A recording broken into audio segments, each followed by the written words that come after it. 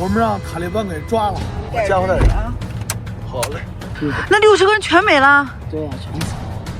中东的局势这么乱，为何我们还要穿越中东？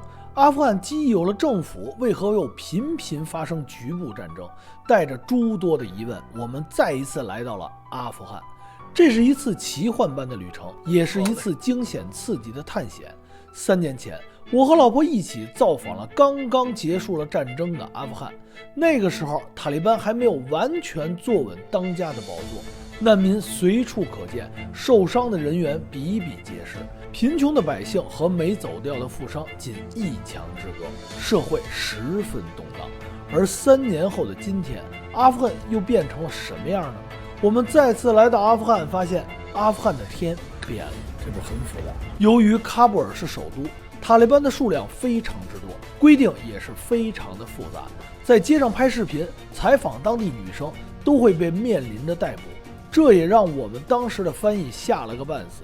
哦，你不要拍了。更别提我们向往的探险旅行了。于是，更勇敢的翻译奥斯卡接过了接力棒，走进了我们的镜头。我们买真理，联系当地塔利班的领导，又带上了2名塔利班的保镖，一起出发前往传说中本拉登最后消失的地方。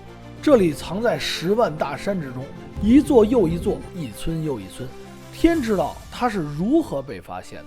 当我走进本拉登地道之中，我震撼。在这修建了跟防空洞一样。我喜欢这种旅行方式，不断的探索、发现、刷新自己的认知，提升自己的技能。于是我们又一次出发，准备前往阿富汗刚刚被袭击过的边境村落一探究竟。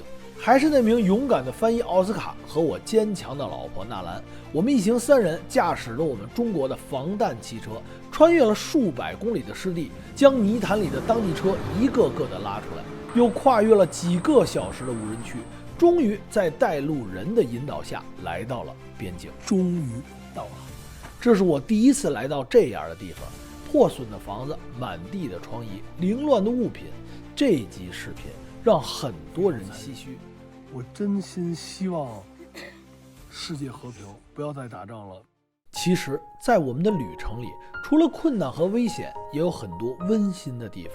记得3年前，我们第一次来到阿富汗，偶遇了几个可怜的小孩，在冰天雪地里被冻得瑟瑟发抖的3姐妹，在囊店下跪乞讨的10口之家，还有在墙角里窝着给别人擦鞋的小红帽姐弟。他们现在到底怎样了呢？这一次，我们似乎是带着责任与任务来到的阿富汗，一次又一次的寻找，一趟又一趟的寻觅，终于让我们在人群之中见到了他们——小红帽姐弟。很快，我发现小红帽已经没有了往昔的笑容，原来他得病了，一种会突然晕倒的脑病。我们不顾反对，坚持要带他去最好的医院筛查。在我们共同的努力之下，结果终于出来了，可以用药物治疗。这又让小红帽重新点燃了生活的热情。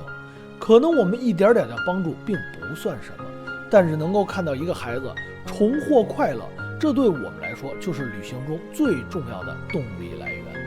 然而，冰雪女孩和下跪药囊的10口之家，我们却没缘能再见到一次。多次的寻找无果，原来他们早已不在他们原来的家了。希望他们的生活能够越来越好吧。这次来阿富汗，有件事儿帮助了我们很多，这也让我们几次化险为夷。我们被阿富汗4大媒体采访了。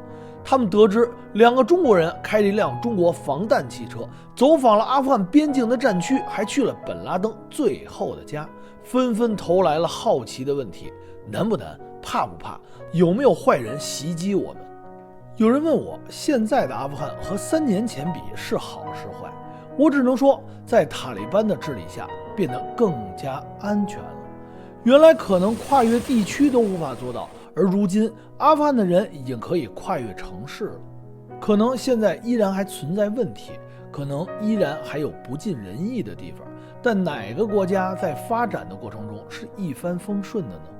这次的旅程让我们更加的了解了一个国家的无奈，一种文化的变迁和一段历史的变革，让我们走进了一部电影，这种震撼与真实感前所未有。而更庆幸的是，能在路上遇到这么多的好朋友，翻译奥斯卡的坚强不屈，塔利班领导外表冷酷和内心的幽默，孙总为人憨厚仗义，阿富汗的女孩们漂亮可爱。希望我们在阿富汗的故事能让更多人了解这个神秘的地方，这个外表冷酷、内心火热的国家。也希望这里的人们和我们的朋友能够一直幸福快乐、平安一生。